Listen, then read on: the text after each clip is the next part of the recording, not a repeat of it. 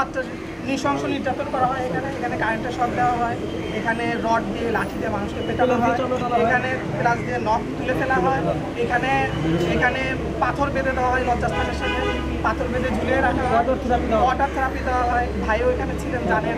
এবং সবচাইতে বড় কথা হচ্ছে যে এখানে তাদেরকে অপদস্থ করা হয়, তাদের নামে মিথ্যা মামলা সাজানো হয়, তাদেরকে এই কাউন্টার টেরোরিজম অ্যাক্টের যে কঠিন মামলা, এই মামলাগুলো দেওয়া হয়, মিথ্যা জবানবন্দি নেওয়া হয়, তাদের জঙ্গি নাটক সাজানো হয়, তাদের পরিবারকে ধ্বংস করে দেওয়া হয়। মোট কথা এখানে কিছু দুর্নীতিবাজ অফিসার এই সরকারি এই স্থাপনাগুলো, এই পদবিগুলো তারা ব্যবহার করেছেন এদেশের সাধারণ মানুষের, এবং তারা এটার বিনিময়ে ব্যক্তিগতভাবে উপকৃত হয়েছে। আর এদেশের সাধারণ কত শত মানুষের জীবন জীবিকা পরিবারকে তারা ধ্বংস করে দিয়েছে।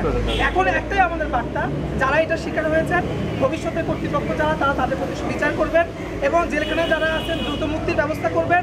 এই ধরনের সংস্থাগুলো ভবিষ্যতে যেন মিস ইউজ না হয় সেটা অফিসগুলোতে তো আসলে কাগজপত্র থাকে, নথিপত্র থাকে, এগুলো তো আসলে বন্দি থাকে না। অফিস রুমগুলো স্বাভাবিক বন্ধ আছে। আমরা দেখেছি ভেতরে ঘুমের সেলগুলোতে এখন কেউ নাই।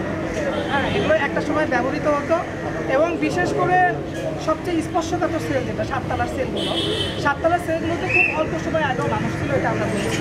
কারণ সেখানে তাজা খাবার দাবার আমরা দেখেছি এবং সেখানে আমরা কোরআন দেখেছি, আমরা হাদিসের কিতাব দেখেছি, সেখানে খুব অল্প সময় আগেও মানুষ ছিল। কিন্তু এখন এখানে কেউ নেই। এবং সর্বতভাবে একটা বিষয় আমি বলতে চাচ্ছি যে সেনাবাহিনীর সদস্যরা অত্যন্ত আন্তরিক, তারা আমাদেরকে সব দিক থেকে সহযোগিতা করছেন।